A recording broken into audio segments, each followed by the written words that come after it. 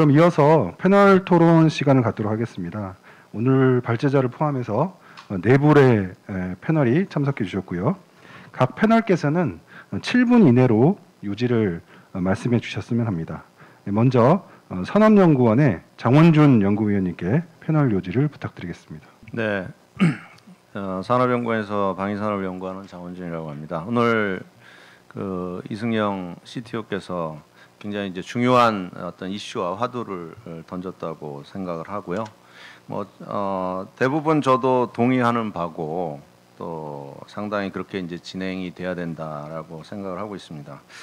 잘 아시다시피 지금 이제 민군의 구분이 없는 이제 우리가 러시아 우크라이나 전쟁을 지금 보고 있고 어떻게 하면은 이제 민간의 첨단 기술을 신속하게 국방 분야에 이제 적용을 하느냐 이게 사실은 가장 키라고 보거든요. 그래서 그런 관점에서 저는 이제 세 가지 차원에서 한번 좀 말씀드려 보겠습니다. 먼저 이제 기존에 이제 우리가 가지고 있는 민군 기술 협력의 틀 이게 연간 이제 한 2천억 정도 되고 앞으로 한 5년 후에는 4천억 정도로 는다 그랬는데 이제 이것만 가지고는 우리가 제대로 된 민군 기술 또는 민군 협력을 할 수 없는 거 아니냐. 이것은 하나의 이제 작은 수단에 불과하다. 우리가 이 틀을 좀 깨야 된다. 그래서 이런 민군 기술 협력의 틀을 민군 협력의 틀로 바꾸면서 또 지금의 이제 정부나 방사청에서 추진하고 있는 이제 새로운 획득 프로세스 정립 여기와 이제 같이 연계해서 우리가 바라봐야 된다.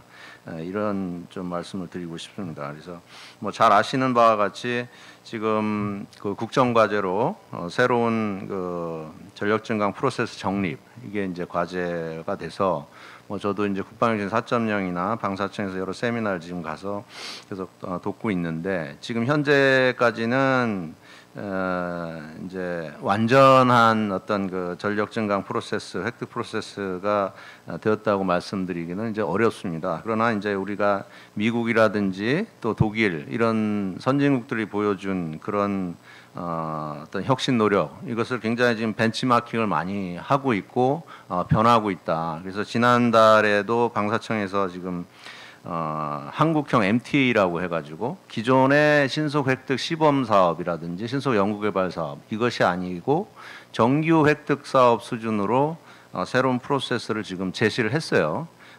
그것은 굉장히 의미가 있다고 보고 이런 것들이 약간 이제 말씀하시는 이제 큰 틀에서의 이제 민군 협력을 하는데 굉장히 이제 중요한 좀 기반이 될 것이다. 저는 그렇게 좀 생각을 하고 있습니다. 그래서 이런 방향으로 당연히 이제 나가야 된다고 보고요. 문제는 이제 이걸 어떻게 빠른 시간 내에 공감대를 형성해서 갈 것인가. 이제 그게 이제 남아 있다고 보고 있습니다.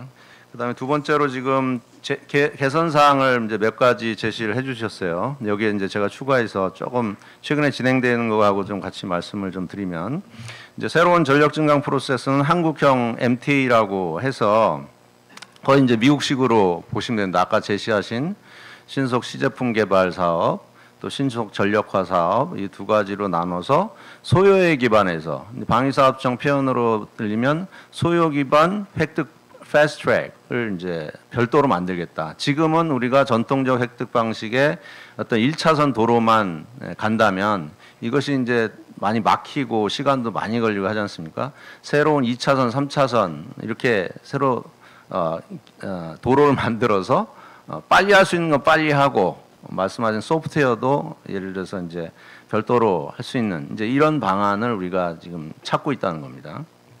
그런 측면에서 개선 방안에 대해서 저는 이제 대부분 동의를 하고요. 조금 더 몇 가지 좀 더 추가적으로 저희가 보완해서 말씀드리고자 하는 것은 소요 재개 주체는 이제 업체에서 군이 해야 된다. 당연히 이제 군에서 소요가 나야 되니까요. 그러나 지금은 또 이제 우리가 지금 수출을 많이 하고 있기 때문에 오히려 기업이 그 무기체 예를 들어 전차라든지 이런 거에 성능 개량 소요를 더 잘할 수 있거든요. 그래서 이게 좀 믹스가 돼야 되겠다. 이제 탑다운하고 바텀업의 믹스가 돼서 나가야겠다. 그 다음에 소요 반영 시점도 마찬가지 과제 선정 예, 초기 단계에서 해야죠. 거기에 플러스해서 지금 제일 문제가 되는 게 이 소요가 통상 뭐 몇 년 걸리지 않습니까? 4, 5년 걸리고 또 사업 타당성 이것도 굉장히 길어서 이것을 어떻게 이제 빠른 시간 내에 단축하느냐 이제 이게 지금 관건이고요.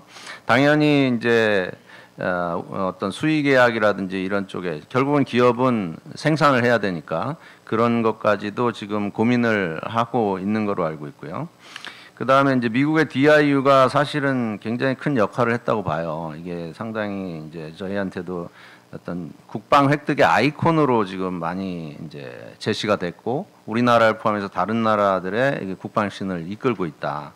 한 6, 7년 됐죠. DIU가 이제 실리콘밸리에 생긴 이후에 한 5곳으로 지금 늘어났고 사실 우리도 이것을 조금 더 강화할 필요가 있어요. 그래서 지금은 이 기능을 이제 방위산업기술지원센터가 일부 방사청을 도와서 하는데 이거 플러스해서 지금 이제 주요 지자체에서도 굉장히 지금 그 방위산업에 대한 그 열의가 높습니다. 그래서 판교라든지 대전 여기는 굉장히 이제 IT 집적지란 말이에요. 이제 이런 쪽에 이런 DIU와 유사한 그런 조직들 이런 조직들이 나가서 실제 그 판교에 있는 IT 기업들이 어떤 기술을 가지고 있고 이것을 군에 접목하기 위해서 어떤 노력이 필요할 건지 그런 프로세스를 가지고 그 DIU가 가지고 있는 것은 이제 CSO라고 불리죠. 짧은 기간에 이제 할 수 있는 이제 그런 것도 이제 보완이 좀 돼야겠다. 그 다음에 이제 지금은 신소획득 시범 사업 이런 것들이 잘 안 되는 이유 뭐 잘 아시겠지만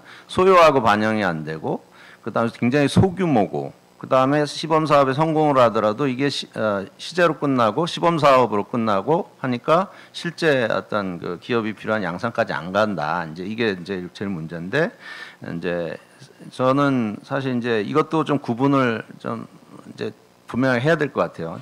이제 무기 체계를 포함해서 하시자는 말씀은 저는 전적으로 동의하고 이제 미국은 아시다시피 그 미 육군 그 미래사령부 같은 경우를 보면 이게 웬만한 성능 개량 사업을 다 포함하고 있거든요.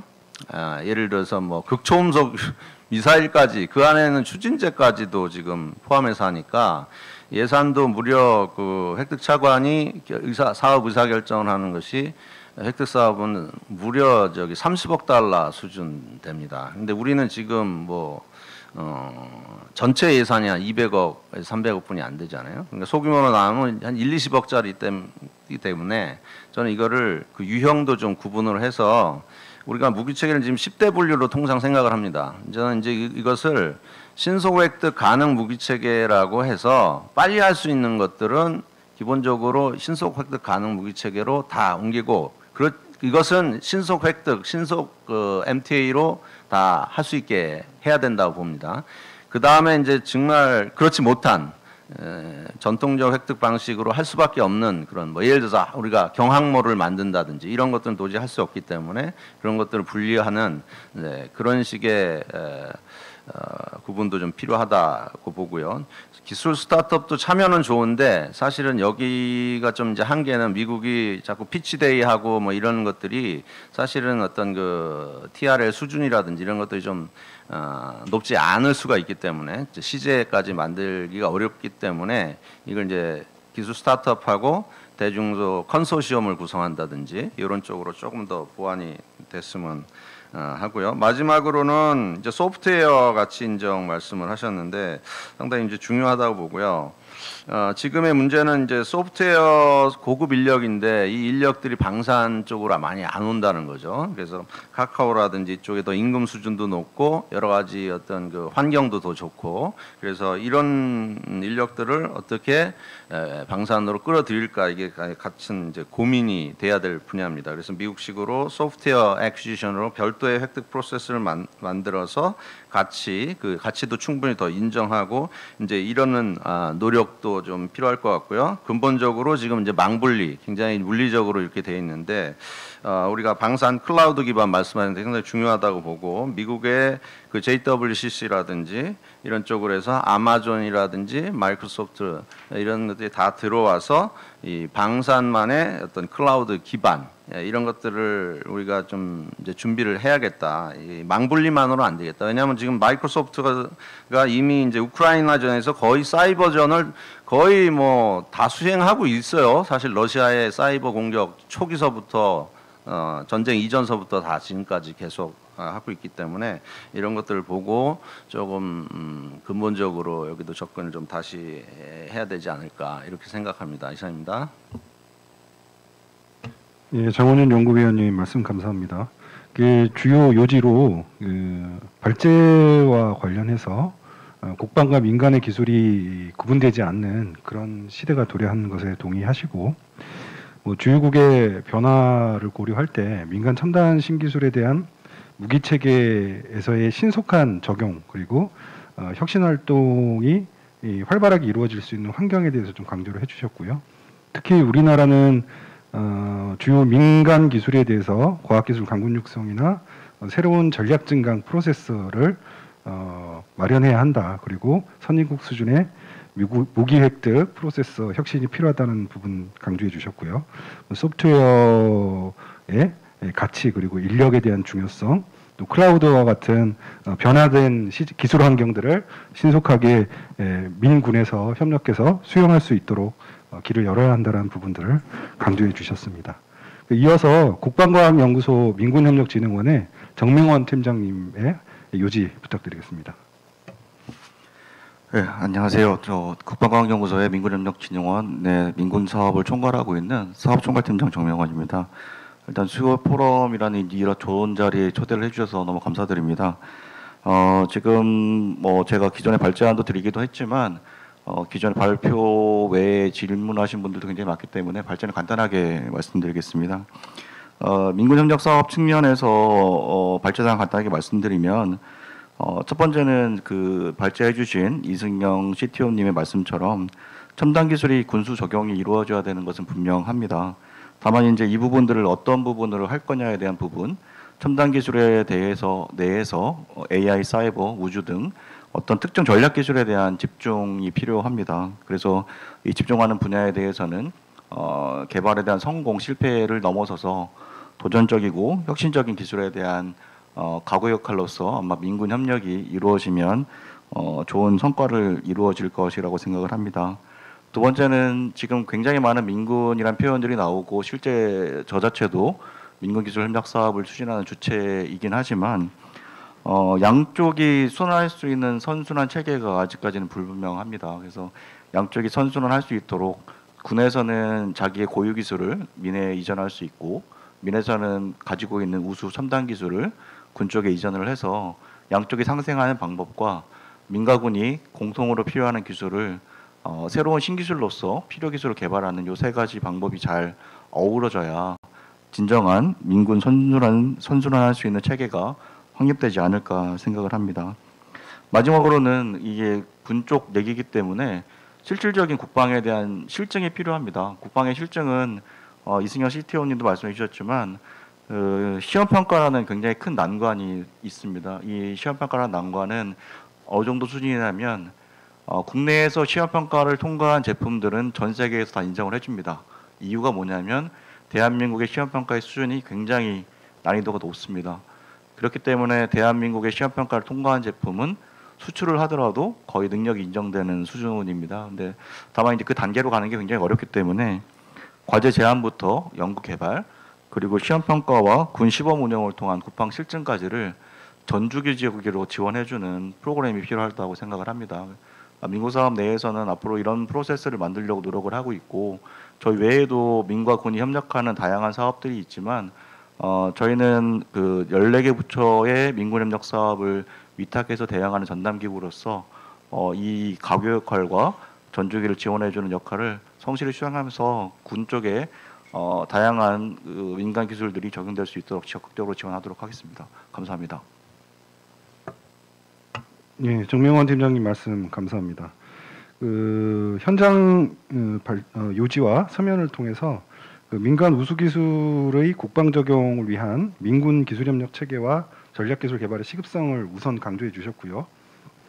특히 신기술 기반 국방 실증 강화를 위한 프로세스 개선, 그리고 뭐 AI나 반도체, 첨단 소재 에너지와 같은 국가 안보 분야의 이 민군 기술 협력 체계를 강화해야 된다는 부분을 강조해 주셨습니다. 또한 민간군학 그리고 산학연 기술 교류 활성화 그리고 기술 융합형 첨단 기술로 국가 경쟁력과 국방 연구 개발에 상호 보완되는 선순환 체계를 강조해 주셨고요. 마지막으로 굉장히 난이도가 높은 시험 평가 체계의 효율화가 좀 필요하고 주요한 그 협력을 위한 가교와 역할들도 좀 강화가 필요하다는 부분 강조해 주셨습니다. 마지막으로 인하대학교 항공우주공학과의 유창경 교수님의 요지 말씀 부탁드리겠습니다. 네, 안녕하세요. 국방과학연구소에 있었고 그 다음에 이제 대학으로 이전 옮겨가지고 한 15년씩 있었던 어떤 경력 그것 때문에 부르신 것 같아요. 이제 민군 관련된 각종 위원회 이제 활동도 하고 이제 그렇게 하고 있는데 사실 민군 협력이라고 하는 주제에 대해서는 거의 한 10년 이상 이렇게 항상 해왔던 얘기인데 아직도 이게 이제 주요한 주제로 다루어진다는 얘기는 잘 안 되고 있기 때문에 그런 것 같습니다. 사실 민군 협력은 안 되고 있는 건 아니고 이미 되고는 있죠. 왜냐하면 기술 개발이나 이런 부분들을 이제 국방과학연구소에서 하고 양산이라든가 이런 부분들은 또 민간 업체에서 하고 있기 때문에 그런 것 같은데 이런 대기업 관점이 아니고 이제 중소기업 관점에서 이런 걸 갖다 들여다보게 되면은 좀 문제가 좀 있긴 합니다. 사실 이번 수요 포럼 주제가 이제 민군협력 R&D를 어떻게 체계화할 거냐. 그리고 거기에 굉장히 중요한 말을 하나를 더 붙여주셨어요. 기술 생태계를 어떻게 조성을 할 거냐. 사실은 이제 민군 기술협력 R&D라고 하는 거는 민간하고 국방에서 공통으로 사용할 수 있는 기술을 뭐 이렇게 개발한다든가 또는 국방 쪽에 있는 기술을 민간으로 또는 민간 쪽에 있는 기술을 국방 쪽에서 활용할 수 있도록 어떤 기술들을 개발을 하고 그걸 갖다가 이제 선진화시키는 이런 부분들로 이제 정의할 수 있고 기술 생태계라고 하는 용어 자체는 저희가 이제 이런 개발된 기술을 활용해서 사실은 이제 부가가치를 창출을 하고 그 부가가치가 다시 기술 개발에 이제 투자돼서 이게 그 자체로서 하나의 이제 사이클을 형성하는 그런 구조를 이제 말하는 것인데 지금 사실은 이제 군 쪽에서 소요되는 무기 체계에 관련된 기술하고만 우리가 연계시킨다고 하면 사실 이거는 시장이 되기가 어렵죠. 왜냐하면은 이제 무기 체계의 일회성인데다가 특수성, 아까 말씀한 시험 평가의 어떤 이런 여러 가지 것들에 대한 부분을 고려해야 되고 그 다음에 시장도 좁습니다. 그 몇 개 되지도 않는 무기 체계에 적용하기 위해서 만든다. 그 이거를 대량 양산으로 가져가서 무기 체계 단가가 비싼 이런 대기업군에서는 시장이 되지만 중소기업에서는 이걸 이제 이용을 해서 뭔가에 대한 어떤 이익을 남기려고 하면은 사실은 군에도 적용될 수 있지만 그 기술이 스피노프 돼 가지고서 민간 쪽에 활용될 수 있도록 그런 이제 시장을 이제 열어주는 것이 필요하다라는 것이죠.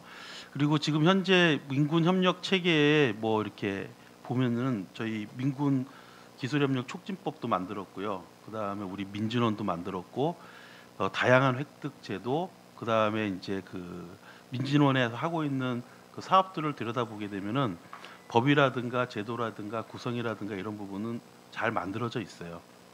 문제는 뭐냐면 이게 지금 그 민군협력이 민진원이라는 국방부처 주도로만 되고 있다. 그러니까 범부처에서 국방을 뺀 나머지 부처에 있는 곳에서도 민진원에 대응을 해서 조직 체계를 만들고 이렇게 가끔 한 번씩 열리는 기술 교류회를 통한 게 아니고 전문적으로 군 쪽하고 이야기를 나눌 수 있는 그러한 부분들. 왜냐하면 이미 국방 쪽 R&D 예산이 굉장히 커졌거든요. 그러니까 그러한 R&D 예산을 민간 쪽에서도 활용할 수 있도록 그런 이제 조직 체계가 이제 만들어져야 된다는 것이고 또 하나는 전문 인력이 절대적으로 부족합니다. 민군 협력에 관련된 부분만을 들여다보고 하는 인력이 아마 민진원에 있는 인력 그 외에 민간 쪽에 있는 인력을 합한다 하더라도 한 뭐 100여 명이 안 될 걸로 알고 있어요. 이쪽이 더 많아져서 좀 더 이쪽에 가는 기술들을 찾고 매칭하고 하는 노력을 해야 된다는 부분이고 당연히 이제 정보에 대한 교류가 부족할 수밖에 없습니다. 특히 민간 쪽에서는 군에서 어떤 기술을 필요로 하는 것인지 이런 부분들을 갖다가 적극적으로 찾지 않고 있죠. 올해 그 민간 쪽에 R&D 예산 편성할 적에 국방 쪽의 의견을 좀 들어서 그쪽을 좀 포함시키라라고 하는 의견을 제시를 하긴 했습니다만 민간 쪽에서 R&D에 대한 어떤 계획을 세우고 갈 때 군에 대한 어떤 그 필요한 기술들에 대한 부분을 하고 있지 않다라는 것이고 많이 발전했습니다만 여전히 민군 R&D를 과제 발굴을 하기 위한 기획 절차 등이 여전히 이제 복잡하고 그다음에 이제 그 시간도 걸리고 이제 좀 이제 그런 부분들이 미흡하다라는 부분이 있겠습니다.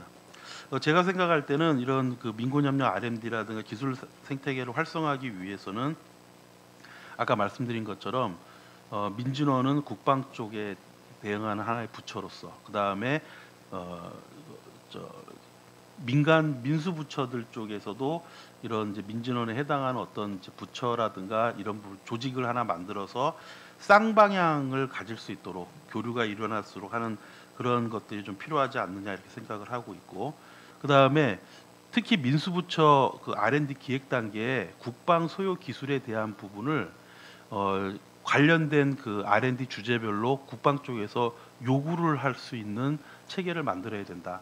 그리고 거기에 대한 어떤 R&D 비용 부담을 국방 쪽에서 해가지고 국방 쪽에 필요한 기술들을 민수 쪽에서 처음부터 고려를 하고 R&D를 기획을 할 때부터 연구자들이 연구를 수행하는 그 계획 단계에서부터 제안 단계에서부터 갈 수 있도록 해야 된다라는 부분이 이제 있겠습니다. 그 다음에는 이제 민군 기술로 이렇게 만들어진 R&D를 통해서 만들어진 거는 국방 쪽에 이렇게 반드시 뭐 이렇게 쓴다라고 하는 그런 그 오블리게이션보다는 제가 볼 때는 옵셋이라든가 이런 그 해외 절충 교육을 할 때 이런 쪽에 민군에서 같이 개발된 기술이 참여할 수 있도록 왜냐하면 민간 쪽에도 쓸 수 있거든요. 그런 데다가 좀 혜택을 준다 그러면은 많은 중소기업들이 좀 더 적극적으로 왜냐하면은 본인들의 서플라이 체인을 갖다가 글로벌하게 늘릴 수 있는 기회가 되기 때문에 이런 것들이 좀 필요하다라고 생각이 들고 그 다음에 국방하고 민간하고 이렇게 같이 특히 국방 쪽에서 기술을 기반으로 뭔가를 해보려고 하는 어떤 그 기업들한테 스타트업들한테는 제가 볼 때는 여기에만 지원하는 전용 펀드 같은 거를 좀 조성을 해서 하게 되면은 좀 더 적극적으로 국방 기술을 갖다가 민간 쪽에 활용하려고 하는 노력이 이루어지지 않을까 이렇게 이제 생각을 합니다. 예, 두서없이 말씀드렸습니다. 예, 말씀 감사합니다. 그 주요 요지로 그 민군협력 R&D와 기술 생태계 관점에서 현재의 민군협력 문제점을 몇 가지 지적을 해주셨습니다. 우선 국방무기 체계의 특성으로 인해서 민간 참여가 많이 제한돼 있고 민군기술협력촉진법 등 제도 정비가 있음에도 불구하고 여전히 국방부처의 주도 형태 또는 전문 인력과 정보 교류의 미흡 또 민군 R&D 과제 발굴 기획에서의 뭐 한계 등을 좀 지적을 해주셨고요. 주요 제언과 대안적 관점에서 말씀 주셨던 것은 이제 민군 기술 간의 스핀오프, 스핀온 또는 스핀오버에 대해서 좀 실효적이고 구체적인 전략적인 프로세스가 이제는 필요한 시점이다. 이렇게 좀 강조해 주신 걸로 이해가 됐고요. 이를 통한 또 주변의 촉진 환경들도 같이 정비해야 된다는 부분. 그리고 서면을 통해서 말씀 주셨던 부분들은 이제 본부처 민군기술협력 조직에 대한 신설 그리고 R&D 효율화와 협력 확대가 중요하다고 말씀을 주셨고 민수부처 R&D 기획 시에 국방 소요 기술을 좀 포함해야 된다는 부분 그리고 확보 기술에 대한 글로벌 공급망 진입 기회를 좀 확대해야 한다. 그리고 국방 기술 분야 스타트업 전용 펀드와 기술 이전 활성화 등을 강조해 주셨습니다. 그럼 패널 토론 요지 발표는 이것으로 마치고요. 혹시 질문 응답 토론에 앞서서 발제자분께서 혹시 추가 의견이 있으신지요? 네, 저기 유창현 교수님 말씀해 주신 부분에 있어서 좀 동의를 하면서 추가 말씀드릴 부분들이 좀 있습니다.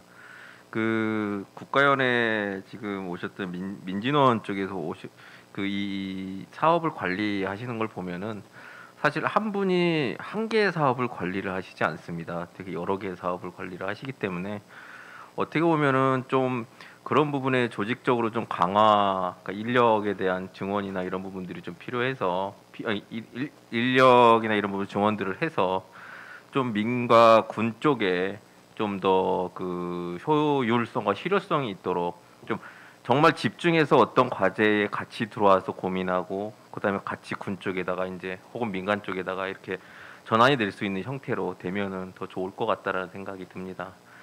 어쨌든 뭐 역할만 넣어놓고 사실 그 역할만 왜 안 하냐라고 이렇게 다그치기보다는 이 역할을 할 수 있는 환경인지 그다음에 이제 이런 것들을 할 수 있는 것들을 우리가 조성해 줬는지도 같이 좀 보면서 진행이 되면 좋을 것 같습니다. 이상입니다. 네, 말씀 감사합니다. 그러면 현장에 있는 분들께 좀 혹시 플로우 질문이 있으시면 받도록 하겠습니다. 예, 키스텝의 황지호입니다. 이 발제와 토론 잘 들었습니다.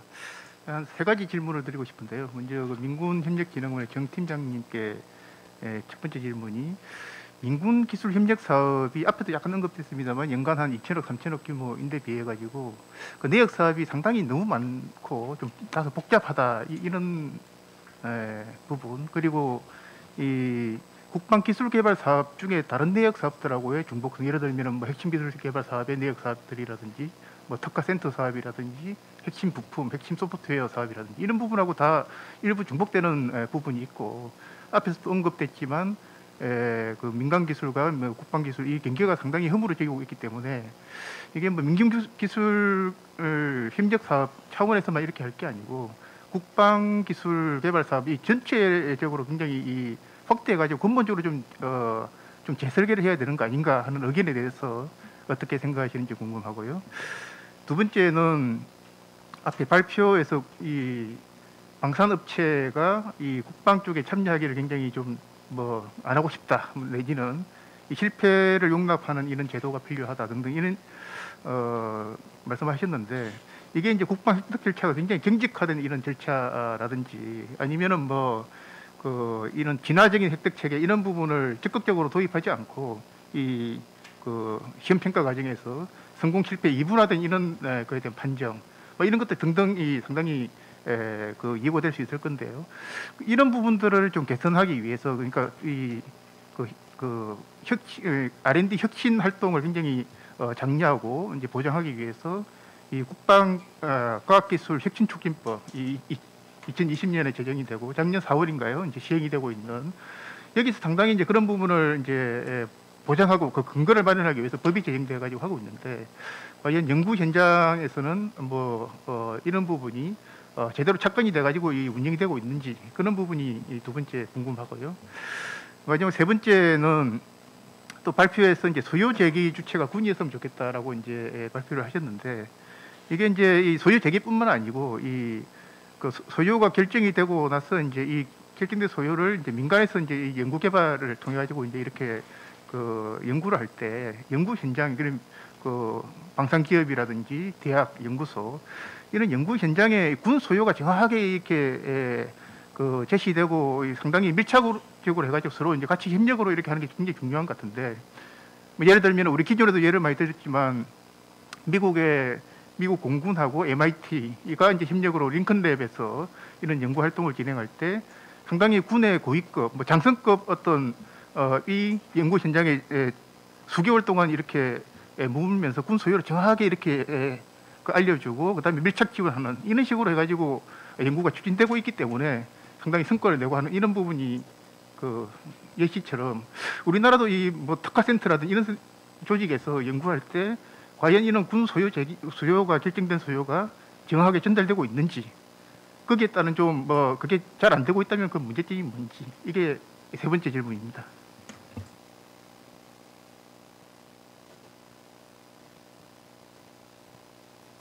예, 저도 간단한 질문만 하나 드리겠습니다. 그 우리 이승용 그 CTO께서 너무 발제를 잘 해주셨는데요. 그 5쪽에 그 우크라이나 내 보이지 않는 아군 세력, 그래서 참 글로벌 차원에서 이 전쟁에 이런 아군이 있다면 얼마나 큰 힘이 될까 이런 생각을 해보게 됩니다. 그래서 그 아마 이번에 우크라이나 전쟁 그 보면서 아마 연구를 많이 하셨을 것 같은데 이렇게 글로벌리 우리의 아군으로 유인하기 위한 어떤 우크라이나 나름의 노력을 많이 했을 것 같은 생각이 좀 들어요. 그래서 혹시 거기에 대해서 알고 계신 게 있으면 좀 소개해 주시면 좋겠습니다. 네, 그 두 가지 질문이 있는데요. 그럼 먼저 그 황주호 본부장님께서 질문해 주신 거 답변 부탁드리고 다음으로 원장님 질문 답변 부탁드리겠습니다. 예, 일단 저를 질문에 대한 대상으로 지정해 주셨기 때문에 답을 좀 드리겠습니다. 첫 번째 질문은 국방기술개발사업의 재설계 부분이신데요. 일단 좀 오해를 하시는 부분이 있는데 민국기술협력사업은 국가 R&D입니다. 국방 R&D가 아닙니다. 이유가 뭐냐면 애초에 처음에 시발점 자체가 이제 중소기업을 육성하는 차원에서 군의 적용성을 높이자는 차원에서 민군 경영기술 개발 사업으로 시작을 해서 2014년에 신규 개발만 하는 건 문제가 있다. 양쪽에 기술 이전 및 적용을 하기 위한 실용화 부분도 신경 쓰자라는 측면에서 민군기술 협력 사업으로 변경이 됐습니다. 그래서 저희는 이제 국방기술 개발 사업은 아닙니다. 다만 이제 질문에 대한 걸 답을 드린다고 하면 민간과 군과 국방의 경계는 무너진 건 분명히 맞지만 여전히 국방 사이드에 작업하는 분들에 대한 내용은 이승영 CTO님 말씀처럼 매우 하드한 환경입니다. 매우 어렵고 복잡한 환경이기 때문에 아마 민간 부분에서 이해하시는 내용보다 훨씬 어렵습니다. 그래서 아마 현재 상태에서 재설계보다는 양쪽이 상생할 수 있는 뭔가 방법을 좀 새로 찾아야 되지 않을까 생각을 하고 있습니다. 그 두 번째 질문과 연결되기 때문에 같이 말씀드리겠습니다. 두 번째 질문은 실패를 용납하는 연구개발을 하자라고 말씀해 주셨는데 지금 현재 국방기술 쪽에 미래도전 국방기술개발사업, 그다음에 민간기술협력사업은 명확한 R&D 사업입니다. 그렇기 때문에 기본적으로 국가연구개발혁신법을 따라갑니다. 그래서 저희는 패스페일이라는 이 두 단계만 있는 것이 아니고 성실 실패가 있습니다. 그래서 실패를 인정하고 있는 상황이고요.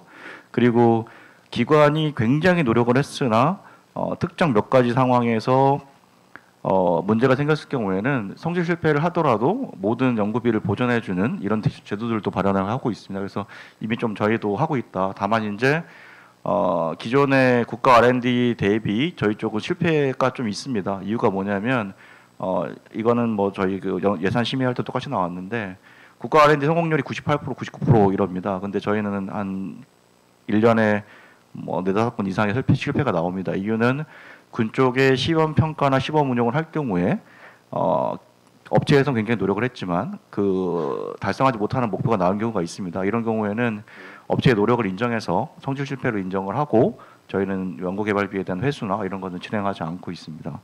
그리고 세 번째는 군 소요 제기에 대한 밀착 부분인데요. 다행히도 이제 국방부나 뭐 합참, 그다음에 이제 소요를 제기하고 있는 방가청 부분에서 이 부분에 대한 공통 의견은 분명히 있습니다. 다만 이제 이거는 이제 보안하고 연결된 얘기이기 때문에 쉽게 말씀드릴 수는 없습니다. 다행히도 비빈에 대한 인가 내용이나 뭐 이런 내용들이 좀 많이 완화돼서 이제는 대위가 없어지고 뭐 특별 지급이라는 다른 표현으로 하고 있습니다만 이거를 보안 담당자가 이걸 가지고 밖에 나가서 얘기할 수 있냐?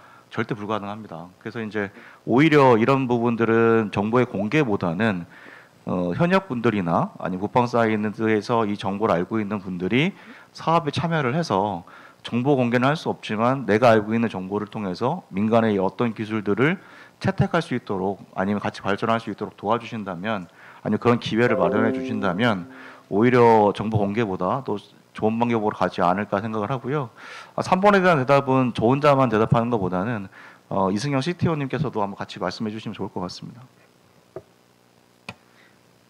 네, 제가 그 두 번째, 세 번째, 그다음에 이제 원장님까지 질문하신 그 네 번째 질문까지 해가지고 같이 한번 몰아서 답변을 좀 드리도록, 그러니까 답변이라기보다는 부가 설명을 좀 드려야 될 부분들이 있는 것 같아서 드리도록 하겠습니다.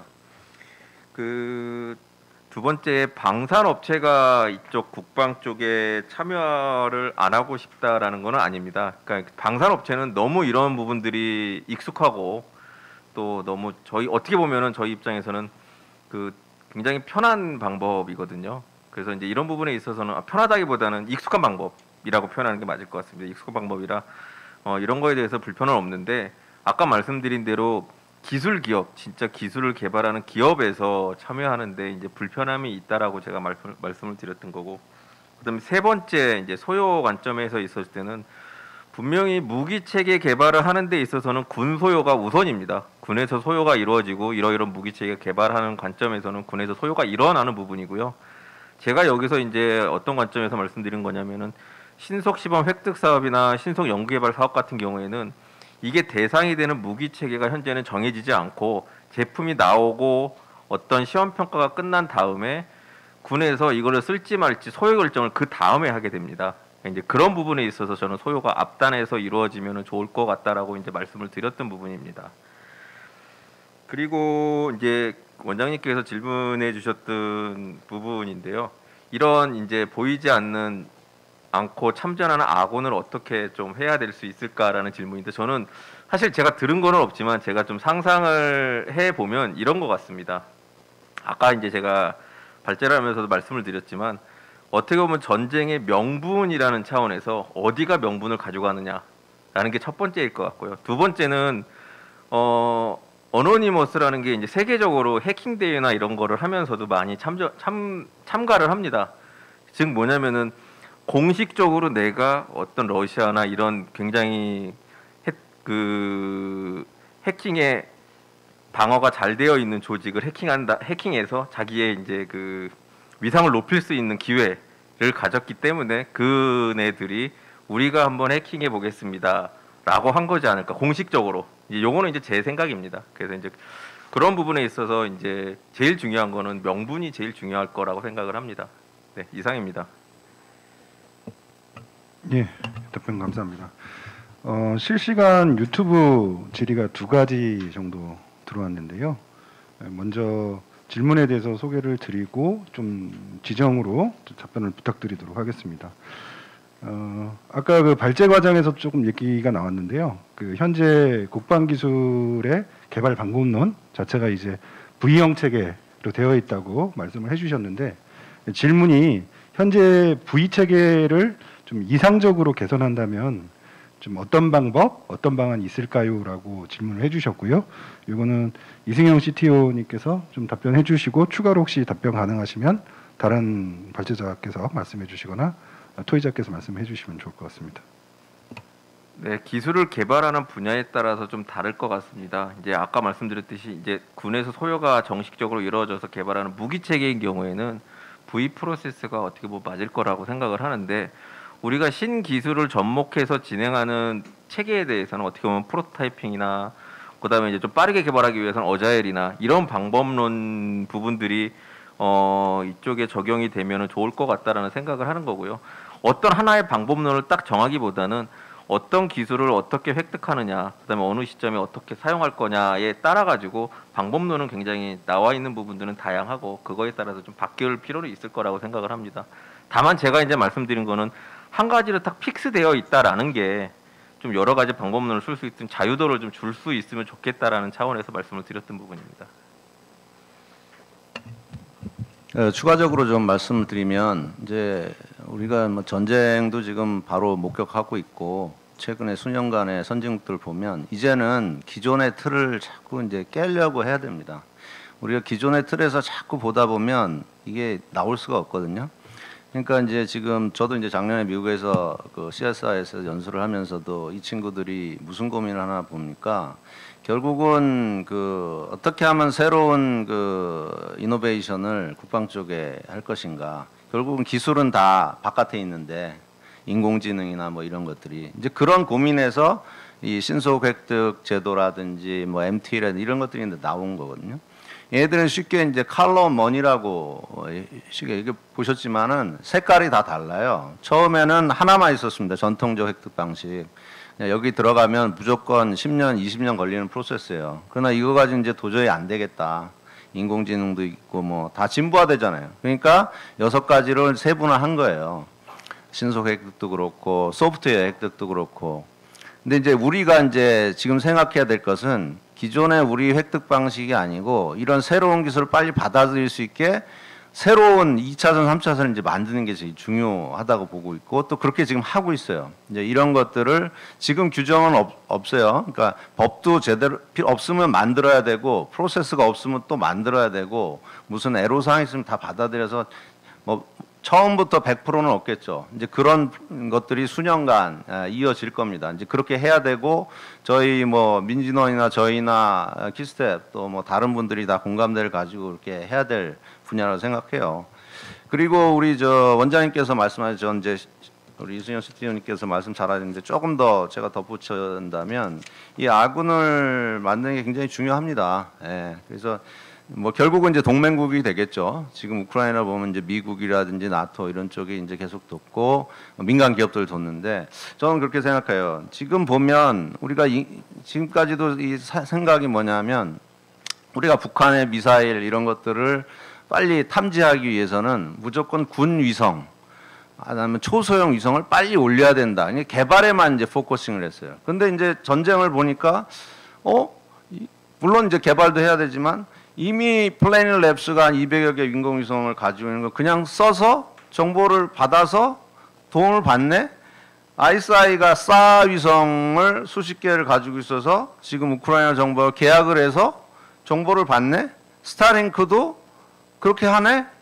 이제 그것이 우리한테 무슨 이제 시사점을 주느냐 이거죠. 저는 당연히 국방부나 방사청도 이제 그런 그 기업들하고 빨리 가서 어떻게 협력을 할지를 고민을 해야 됩니다. 제가 알기로는 이제 LIG도 최근에 ISI하고 이제 협력을 한 걸로 알는데 기업도 그렇고 이제 그런 식으로 해서 말 그대로 우군을 자꾸 만들어 놔야 돼요. 유사시에. 그러니까 우리가 이제 자꾸 이제 고정관념을 자꾸 깨야 된다는 게 쉽게 말하면 인공위성을 물론 만들어서 잘 뭐 분석도 하고 해야 되겠지만 기존에 있는 것들을 어떻게 하면 또 잘 활용할 수 있을까 우방국들 이제 그런 고민이 좀 더 보완이 돼야 됐다 그런 시대가 됐다 이렇게 생각합니다. 네, 말씀 감사합니다. 두 번째 유튜브 실시간 질문인데요. 민군 기술의 가치 평가는 어떻게 하는 것이 좋은가요? 뭐 개선 방향까지 같이 포함해서 질문해 주셨고요. 유창경 교수님이 좀 말씀해 주시고 또 다른 분께서 말씀 이어 주시면 좋을 것 같습니다. 민군 기술의 가치 평가. 글쎄요. 근데 민간 쪽에서 군 기술에 대한 가치 평가를 한다든가 군에서 민간 쪽의 기술을 가치 평가하는 건 좀 관점이 다르다라고 봅니다. 이제 국방 쪽에서 민간 쪽 기술은 민간 군에서 지금 개발해야 될 기술, 지금 군에 당장 써야 되는 어떤 기술들의 관점에서 활용성 관점에서 아마 가치를 많이 둘 것이고요. 민간 쪽에서 국방 쪽 기술이라고 하는 거는 민간 쪽으로 가져온다라든가 했을 때 어떤 그 나중에 기술 개발을 통한 어떤 확장 이제 그런 관점에서의 가치를 이제 두지 않을까 이렇게 생각을 하고 있습니다. 사실 그것이 그 가치에 대한 부분이 이제 민간 쪽과 군 쪽에서 바라보고 국방 쪽에서 바라보고 있는 그 기준이 약간 다르기 때문에 이제 그거를 어떻게 이제 접목시키느냐가 사실은 이제 중요한 것이고요. 아까 말씀드린 것처럼 국방 쪽을 자꾸 끌어들여서 국방 쪽의 무기 체계 활용될 수 있는 쪽으로 해서 이런 중소기업들로 하여금 이제 돈을 벌어 보십시오라고 얘기를 하면은 안 들어온다라는 거죠. 계속 이제 민군 협력에 대한 얘기 계속 나올 수밖에 없는 얘기고 따라서 국방 쪽에도 활용할 수 있으면서 민간 쪽에도 활용할 수 있는 부분 양쪽을 같이 터주고 그러려면은 그 개발된 기술에 대해서 과감하게 어떤 그 특허권이라든가 이런 걸 갖다가 그 기업한테 이렇게 넘겨주고 그 다음에 이제 그런 것들 기술 사업하는 것도 이렇게 적극 도와주고 하는 쪽의 노력이 필요하다 이렇게 봅니다. 네, 말씀 감사합니다. 혹시 다른 답변? 예, 질문 간단하게 답변 드리면 일단 국방 사이드에서 굉장히 재미난 얘기가 있습니다. 국방 사이드에서는 굉장히 저위험의 저소득을 받는다면 민간 사이드에서는 굉장히 고위험의 고소득을 할 수 있는 방법이 있습니다. 이유가 뭐냐면 국방 쪽은 일단 결정해 내면 무조건 삽니다.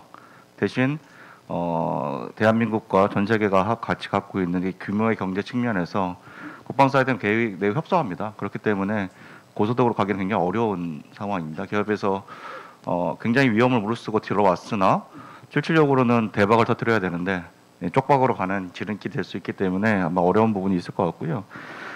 그런 부분에서 가치 평가에 약간 뭐 어려움이 좀 있습니다. 저희는 군 쪽에서는 아까 뭐 제가 고유기지라고 표현드렸지만 현재 굉장히 비밀스럽게 비닉적으로 만드는 굉장히 우수 기술들을 갖고 있습니다. 이 기술들을 과연 민간에 어떻게 이전하는가의 부분이 이제 작년에 미사일 지침 개정되면서 발사체를 이제 민간에 이전하겠다는 전 정권의 방침과 이번 정부의 그 우주 개발 내용과 맞물려서 군 사이드에서는 이제 발사체에 대한 기술을 민간 이전하는 걸 확정을 했고요. 근데 그 기술들이 한다고 하면 아마 민간과 군이 새로운 플랫폼을 만들어서 우주에 위성과 발사체를 띄우는 방법은 될 거기 때문에 매우 큰 가치를 발휘할 거라고 생각을 합니다.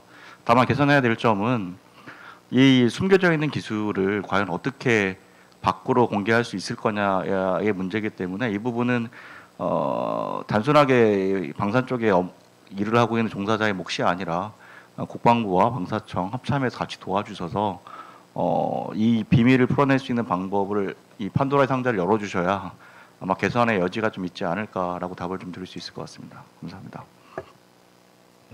네, 답변 감사합니다. 그러면 좀 저희 이제 주어진 시간을 좀 고려해서요. 그 현장 및 온라인 질의응답은 이걸로 마치도록 하겠습니다. 질의응답에 참여해주신 참석자 패널분 감사드립니다. 온라인으로 접수된 사전 질문이 지금 현재 좀 상당히 좀 많습니다.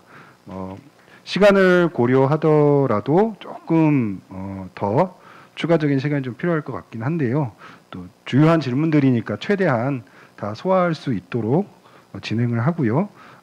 답변은 좀 핵심적인 내용을 중심으로 간략하게 답변을 부탁드리겠습니다.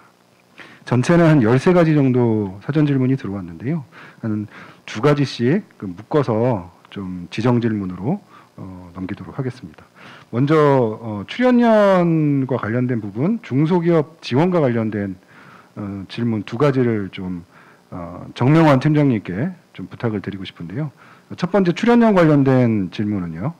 그 임무중심형 연구혁신이 주요 이슈로 부상 중인데 예산을 증액하여 과기부 산하 출연연의 국방기술기획, 그러니까 22년부터 36년 근거하여 22-36의 국방기술기획에 근거하여 출연연 기관 차원의 민군기술 기획안을 제출하도록 하여 임무중심형 민군기술혁신 사업을 추가하는 방안에 대해서 어떻게 생각하십니까? 라는 굉장히 구체적인 질문이 하나 있고요. 두 번째는 중소기업 지원과 관련돼서 국방과학, 항공우주를 포함해서 국방과학 분야에 대한 중소기업 생태계 조성과 육성을 위한 정부 차원의 투자펀드 조성 계획이 있다면 정리해서 말씀을 부탁드립니다. 라해서 좀 포괄적인 질문이 있습니다. 예, 너무 구체적인 질문이라서 어려운 대답이 될 수 있을 것 같은데요. 다행히도 민군기술협력 사업은 14개 부처가 참여하는 사업입니다. 그 중에서 지금 과기정통부가 지금 들어와 있습니다. 그래서 현재 민군사업 트랙 안에서 미래국방혁신기술이라는 사업을 통해서 군 소요와 매칭할 수 있는 방법을 임무중심형으로 갈 수 있는 방법을 논의를 하고 있고요. 또 하나는 과기부에서는 미래국방 가교기술이라는 그 한 7년에 한 4,900억 정도의 소요 계획과 연결되는 사업을 예타를 준비하고 있습니다. 그래서 이 사업 트랙을 민군 사업으로 갈지 아니면 뭐 다른 전담 기구를 둘지는 모르겠으나 어쨌든 민군 사업의 범위 안에서 지금 예타를 준비하고 있는 상황이기 때문에 질문하셨던 소요 기획 근거한 임무 중심형 사업은 아마 그런 쪽으로 가야 되지 않을 것 같고요. 저희 사업 내에서는 솔직히 좀 어렵습니다. 저희도 기본 계획과 시행 계획을 따라서 가는 거기 때문에 그 계획이 없는 추가 사업을 만드는 건 좀 솔직히 어려운 부분이 좀 있습니다. 그리고 두 번째 질문은 중소기업 생태계 조성 부분인데요. 특히 우주 분야를 딱 집어서 말씀해 주셨고 항공 분야를 말씀해 주셨던 측면에서 보면 민군 사업은 내년부터 민군 우주 기술 개발 과제로 한 5년에 약 2천억 정도를 투자할 예정입니다. 이게 이제 발사체, 그다음에 위성체, 그다음에 이제 우주 쓰레기 제거 이런 등등 다양한 기술들이 있습니다. 이 안에 이제 방산 대기업도 들어올 수 있겠지만 저희는 기본적으로 국가 R&D로서 중소기업을 지원하는 육성 사업입니다. 그래서 중소기업이 주관기관으로 충분히 참여할 수 있는 길을 열어놓고 있기 때문에 아마도 주국 중소기업에 펀딩되는 돈이 될 수 있을 거라고 생각을 하고요.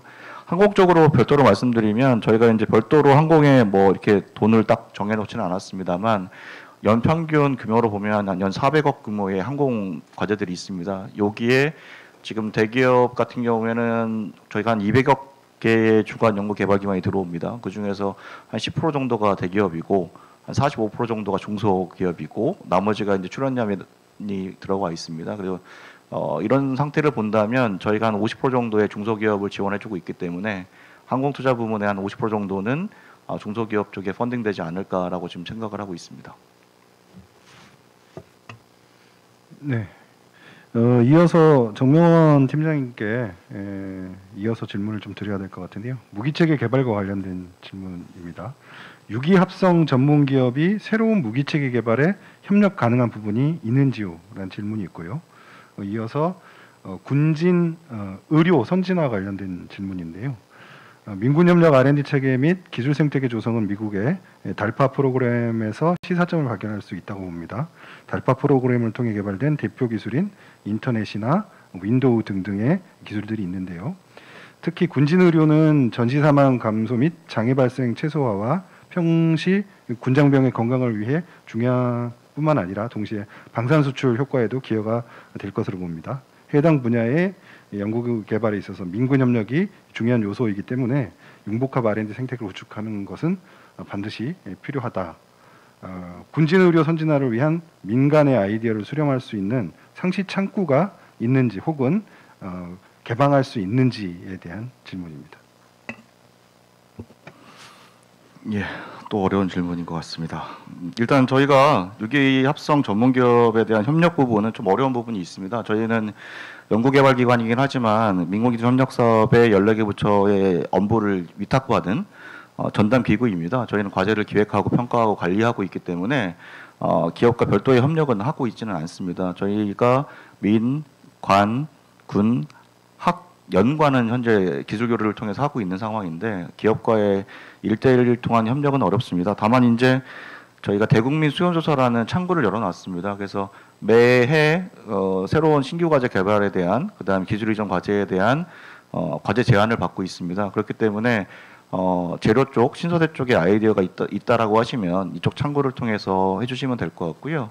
올해 기준으로 3월에서 5월까지 수요조사를 하였기 때문에 좋은 아이디어가 있으시면 수요조사를 통해서 과제 제안을 해주시는 방법을 하시면 좋을 것 같습니다.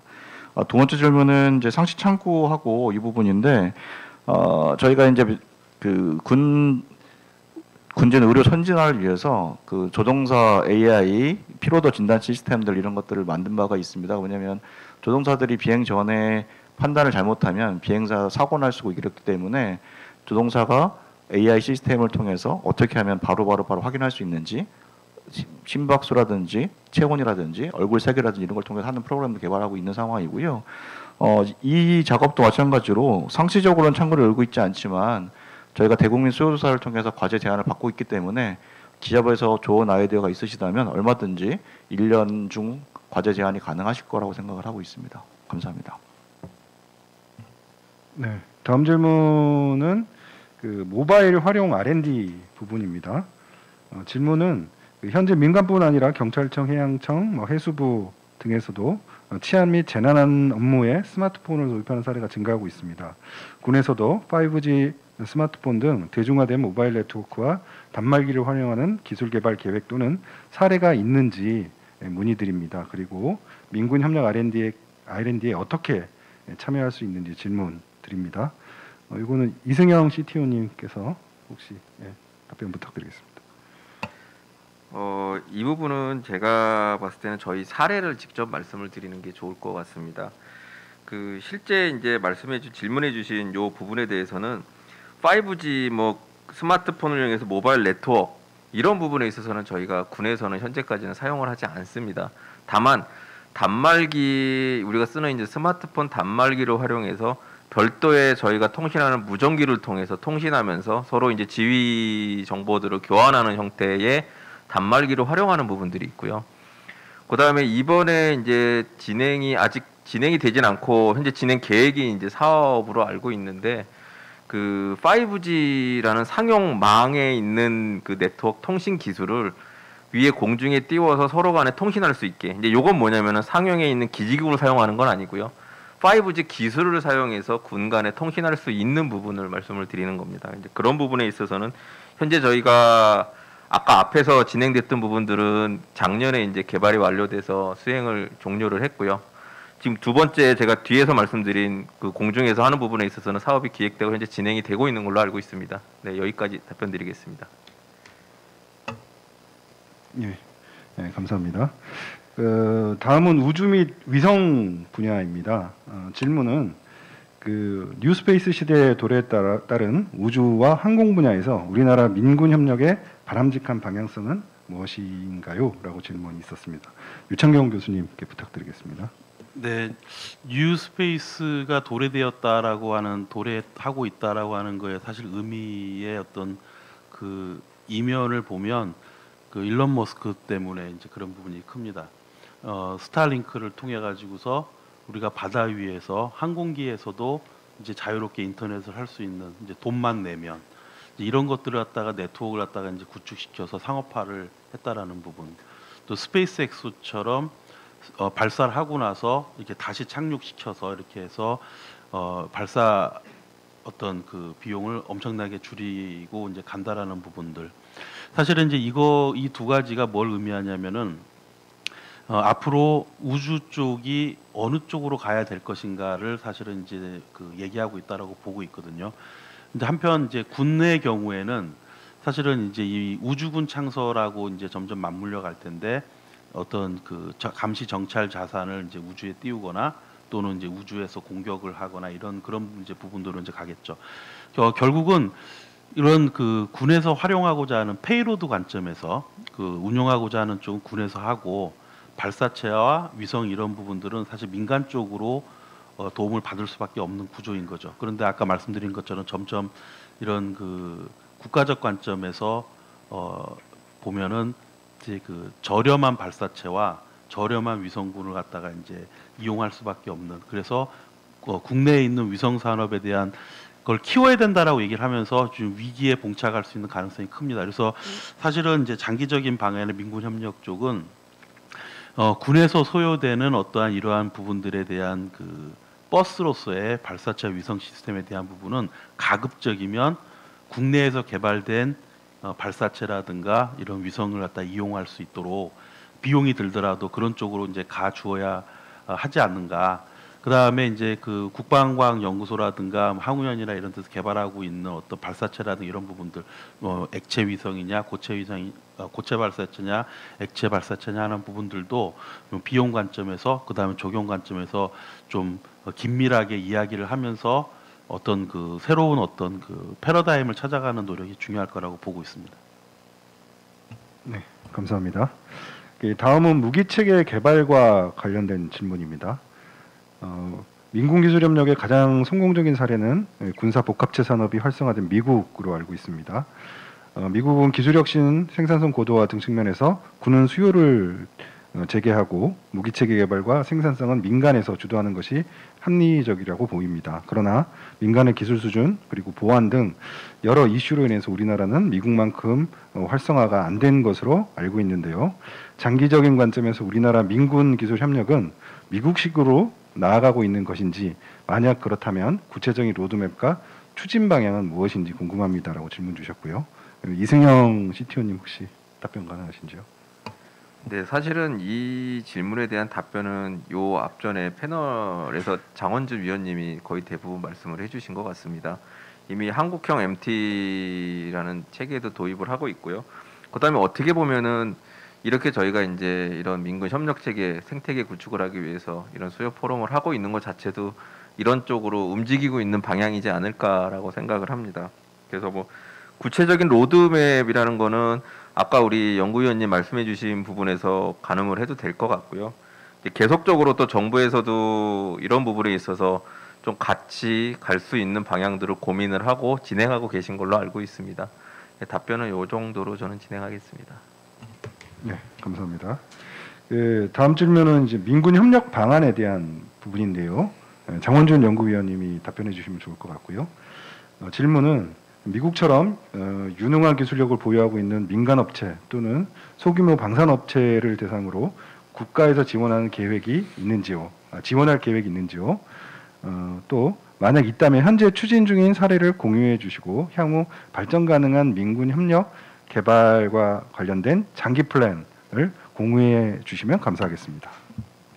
예, 뭐 우리도 안 하는 건 아닙니다. 그래서 지금 민군 기술협력 사업도 93년도부터 지금까지 계속 해왔고, 그 민간의 기술을 활용해서 스피노, 스피노업 할 수 있는 체제를 만들어 왔고 또 최근에 신소획득 사업이라든지 연구개발 사업을 통해서 하고는 있는데 이제 이런 것들을 다 다 하다 보면 또 좀 부족하고 또 보완해야 되고 또 예산도 좀 늘려야 되고 이렇게 또 추세에 또 트렌드에 맞춰 가야 되니까 이제 그런 쪽으로 가야 될 것 같고요.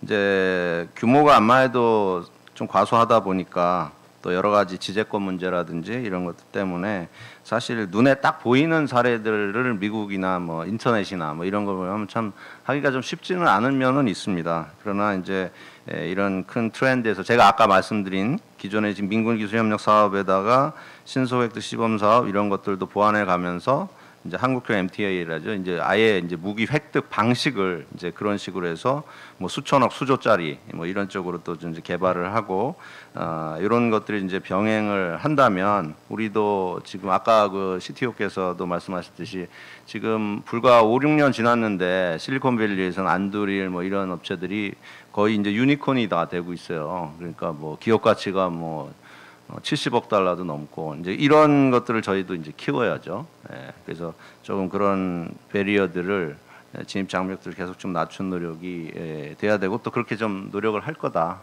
이렇게 말씀드리겠습니다. 네. 그 다음 질문은 우주 및 위성과 관련돼서 한 질문인데요. 기존의 LIG 넥스원 등 방산업체에서 군과 같이 개발하면서 습득한 정밀 기술들을 하나 에어로스페이스 등 상업 위성을 개발하고 운영하는 업체들에게 공유가 가능한지 궁금합니다. 민감한 기술 공유를 위한 별도의 가이드라인이 있는지 궁금합니다. 네, 요거는 제가 공식적으로 답변을 드려야 될 것 같은데요.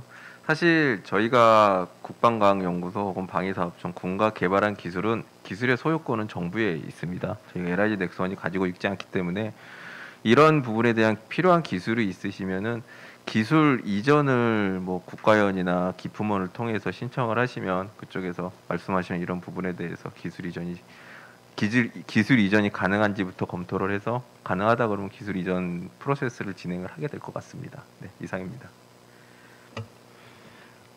다음은 방산업체 역할 변화와 관련된 질문입니다. 질문은 현 국방 ICT 기술 공급 사슬을 고려했을 때 거대 방산업체의 역할 변화가 필요합니다.